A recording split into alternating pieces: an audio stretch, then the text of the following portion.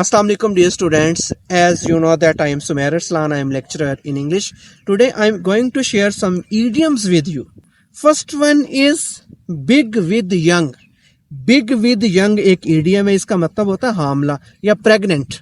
आप कह सकते हो my wife is big with young nowadays. आजकल मेरी वाइफ प्रेग्नेंट, आजकल मेरी वाइफ हामला है, आजकल मेरी वाइफ का पाँव भारी है. Big with young. आपने मेरे जेस्चर्स की तरफ गौर करना है. Big with young. आप पिक्चर्स देखें, आपको अंदाजा हो जाएगा कि बिग विद यंग का क्या मतलब. Second one is born on the wrong side of blanket. Born on the wrong side of blanket का मतलब होता है हरामी, इब्ने हराम. आप कह सकते हो he is born on the wrong side of blanket. कहने का मतलब ये है वो हरामी है. ठीक है, वो हरामी है. It is a phrase and it is used to refer to a child whose parents were not married at the time of birth.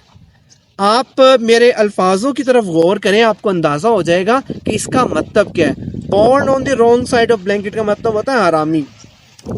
Third one is sisters of mercy. Sisters of mercy का मतलब होता है nurses, नर्सें जो hospitals में मरीजों की देखभाल करती हैं.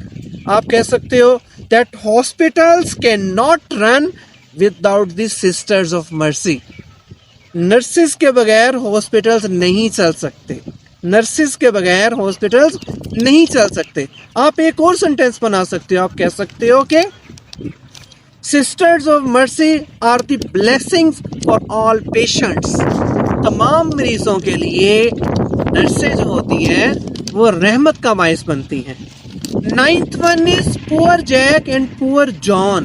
Poor Jack and poor John भी एक इडियम है. इसका मतलब होता है गरीब आदमी. आप कह सकते हो we should respect poor Jack and poor John. हमें गरीब आदमी की रिस्पेक्ट करनी चाहिए.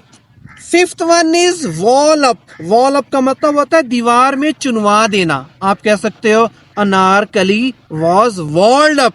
अनारकली को दीवार में चुनवा दिया गया था. Sixth one is chop in. Chop in का मतलब होता है मुदाखलत करना, इंटरफेयर करना. आप कह सकते हो don't stop in when I am talking. Don't stop in when I am talking. जब मैं बात कर रहा होता हूं तब मुदाखलत ना किया करो.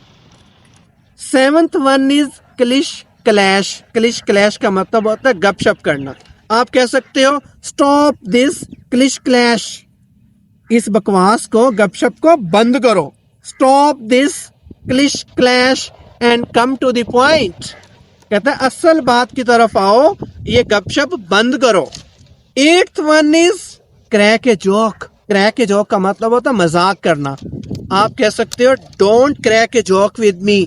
मेरे साथ मजाक मत करो.